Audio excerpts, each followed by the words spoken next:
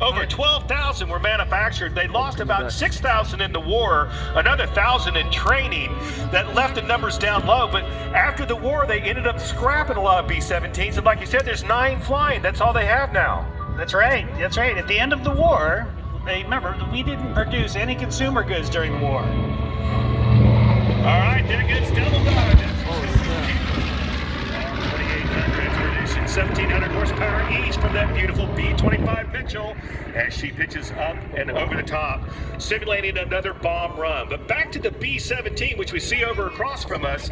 So 9 remain flying. This is one of the best examples from your wing, the Texas Raiders. That is correct. Now, every one of those 9 that's still flying is a very interesting story on how it managed to survive to today, because remember, that's just 1/10 of 1%. And the story on Texas Raiders is that the Navy rescued this aircraft from the scrapyard. Now, what would the Navy want with the B-17? Well, the Navy invented AWACS right after World War II, ladies and gentlemen. That's right, B-17 Texas Raiders was the first airborne radar warning aircraft. All right, there we go. We have 4 engines on that aircraft. Now it has a very large, there's another simulated bombing run. Come on, get your hands together for the Texas Raiders B-17, folks. A very rare, one of 9 flying examples on planet Earth. More on the B-17 in just a minute. Let's get back to that beautiful B-25. Dang. All right, go right overhead from show left is the B-25. And in just a moment, this B-25 is going to be joined in escort, the B-25 and the B-17, by fighter escort. There he is, the P-63 King Cobra. He's going to pretend he's a P-51, so we'll get to him in just a second. But let's look at our crew flying this beautiful B-25.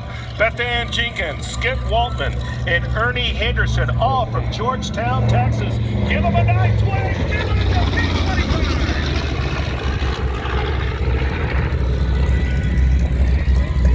Airplane that you see that flew by, the B-25 Double Dog, represents the number 3 ship of the B&B 612 Squadron.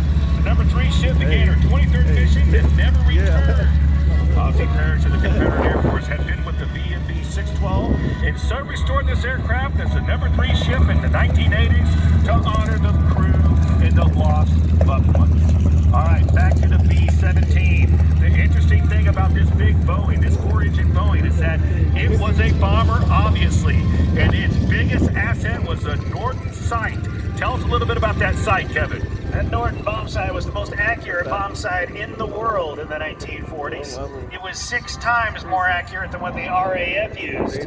Now, it had the sales reps would tell you that they could drop a bomb in a pickle barrel 20,000 feet. But it didn't really work out that way in combat. During World War II, just 20% of the bombs dropped from B-17s fell within 1,000 feet of the intended target. Think about that. Today, we send out a single bomber with 1 bomb, 1 target, and we ask him, do you want it to go in the front door, the back door, or down the chimney? And we hit the target every time. Yes, we certainly come a long way. Another flyby by Devil Dog and B-25. Now, these are the real deal. These are the big, powerful bombers. The 2 most iconic bombers, a light attack bomber, the B-25, and the heavy bomber, the B-17. This is what you would see in World War II. Now, to show right what we're simulating here, you can see the P-51 in the sky. It's really a King Cobra, but let's pretend it's a P-51. Okay. And the P-51 was instrumental to the B-17, Kevin. You want to tell them about that? That is correct. B-17s were flying on their own into their bombing targets into Germany because they flew a lot further than the P-47 escorts could at the time. So they flew in alone, they fought alone, and they took a lot of casualties. The first P-51 showed up in September of 1943, but it wasn't until December that someone got the bright idea to take drop tanks and affix those to the P-51s. Once that happened, we had a fighter escort all the way to the targets and back. That dropped the loss rate from 4% per mission down to 1% per mission in just a couple of months. And that changed the air war, folks. All right, get your hands together. Sidney Letty, the escort from the P-51 and the P-17, folks. Give it up for Sky Raiders, Texas Raiders, pardon me, and the P-63 King Cobra. And then, They have to calm down. Here comes my other one. Dang, that's crazy.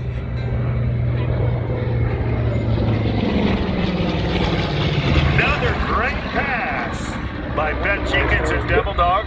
That PB-1J, whoa, excuse me, that PBJ aircraft has a huge span of 67 feet wingspan. It's 52, almost 53 feet long. It stands at impressive 16 feet in the air, and it can go over 230 miles per hour in cruise with a top speed of a little over 275 miles per hour. All right, coming down now, you saw a strafing run for the P-63 King Cobra. On show left, you're going to see another bomb run for that B-25 as it comes down low. Again, sort of simulating the Doolittle raid. Now, the B-25, it was an attack aircraft. It could get down low and drop its ordnance. That would allow them to be a little more accurate, if you can, than the B-17 on their targets. But imagine a sortie of a dozen B-25 right about now, and you're on the business end. Life would not be good on the ground.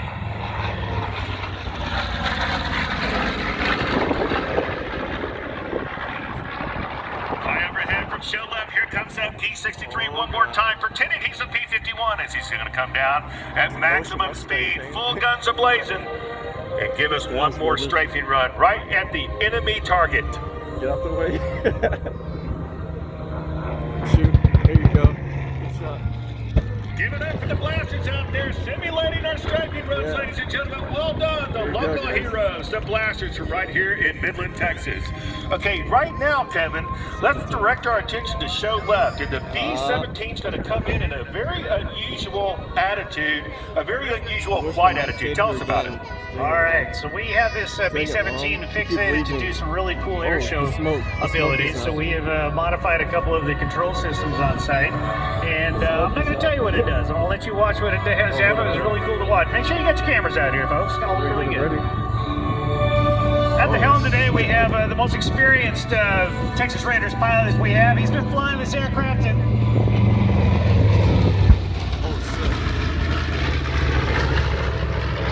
our pilot in command today is Buddy Cooksey, and he has been flying this aircraft since 1983. And we always know how old Buddy is because he and Texas Raiders were both born in the same year, 1945. Dang it. Oh, lots of experience. In the right-hand seat, we've got Scott Williams, and Scott Williams is now in his second season flying B-17 Texas Raiders. His day job, he's a captain for United, flying 737s. That's big. Anybody seen the Tora air show? Oh yeah. We got smoke oil coming out of the number 3 engine and only one wheel down. Oh yeah. Woo. Back in the early 80s, we actually flew this air show. We touched that one wheel down, if you can believe that. For safety reasons, we no longer do that, of course. Oh, come on, Kevin, let's give it a shot. Why not? Because this aircraft is priceless. It is absolutely too valuable to take any risks whatsoever. All right, that was a great simulation of the engine out, aircraft in distress, that type of thing. But we have to remind the audience the airplane is in perfect condition. It's going to be able to get all gear down. Absolutely. All of that was absolutely on purpose, folks. We have little switches for every bit of that. All right. All right, so segueing right along, we got the B-17s are going to come back, circle back around. Looks like we're going to get some photo passes for the B-17 and the B-25. And then we're going to go right on into our P-63 King Cobra demonstration. You're going to love this, folks. This is a full-blown aerobatic routine flown by Mark Allen from Houston, Texas. Man, that plane is quick. Oh, my Lord. Get ready. It's ready. And almost on cue. Here we go. Just for a high-speed pass. There he is, folks. That beautiful P-63 from Bell Aircraft. Very unique sound with that Allison engine. Now he's going to go to the perch, as we call it, to the hold area. Let our bombers come by for one more photo pass, and then we're going to bring Mark Allen in. Remember, the 15 minutes.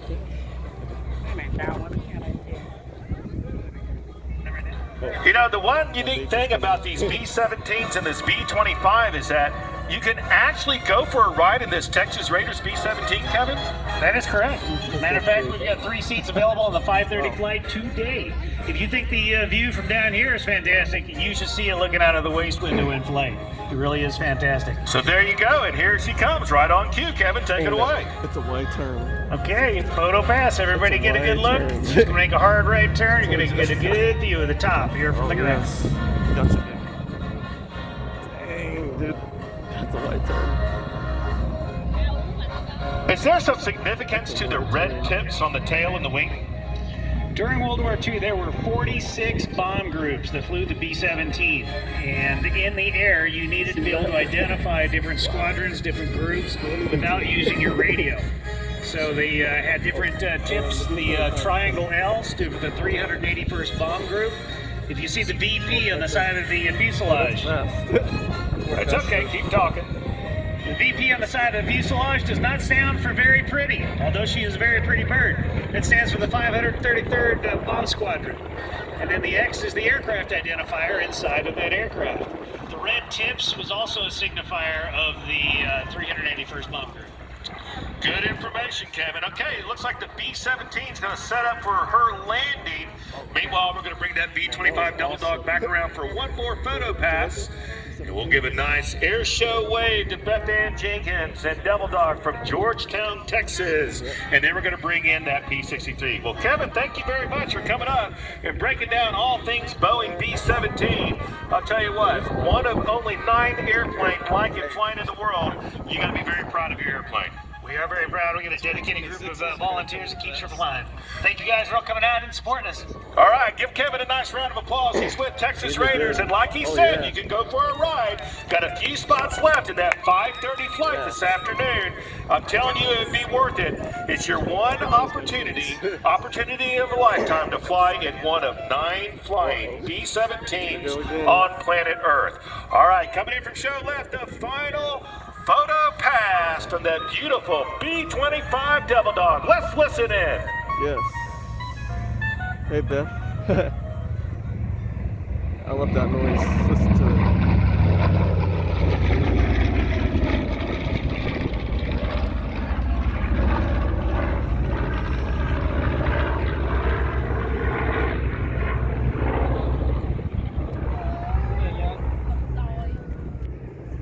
What are you two, baby?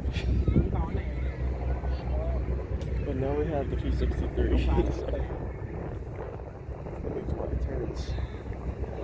All right, there goes Double Dog as he is going on the downwind for runway 16. All right, here we come, right on cue. Mark Allen and that beautiful P-63 King Cobra demonstrating what this airplane is capable of. This is a fighter, folks, built at the end of the war. It actually never saw action with the United States. And believe it or not, Bell Aircraft Company made this airplane, this very one that you see today, was designed and built for the Russians, but never really went there, never went into production for various reasons. But the P-63 is unique indeed. How about it for that great big barnstormer salute from Mark Allen as he comes back and sets up for the full Cuban 8. The reason this maneuver is a bit challenging, Mark does not wear a G suit. And when he does a full Cuban 8, he's going at a speed of about 240 or 50 miles per hour right there. He's going to pull back on the stick and get 3.5 to 4 Gs on his body. There he goes, 3.5 to 4 Gs. Not a big problem if he was going to do 1/2 of a Cuban 8, which is typically what you see. But when you do a full Cuban 8, you got to recognize something right about there, roll the airplane back upright, and keep that G on the body all the way through. Watch now as he pulls back on the stick again, another 3.5 to 4 Gs. This is where the eyes start to gray out just a little bit. He has to relax the back pressure, recognize something right about here, and then roll out. Ladies and gentlemen, I can't emphasize in a warbird how hard that is. Give it up for Mark Allen in the full Cuban 8. He's good at this. The P-63 King Cobra. It is built around a 37mm cannon. It fires right up Main Street, folks, right through the center of the propeller. So unusual. It's the predecessor to the modern-day A-10, which is built around a Gatling gun. This aircraft also is equipped with 4 50 caliber machine guns. Watch now as Mark Allen brings this P-63 back into show center from show left. He's going to do a unique maneuver called a barrel roll. He's going to pitch the nose up, change heading 45 degrees, and roll around the barrel. Let's watch.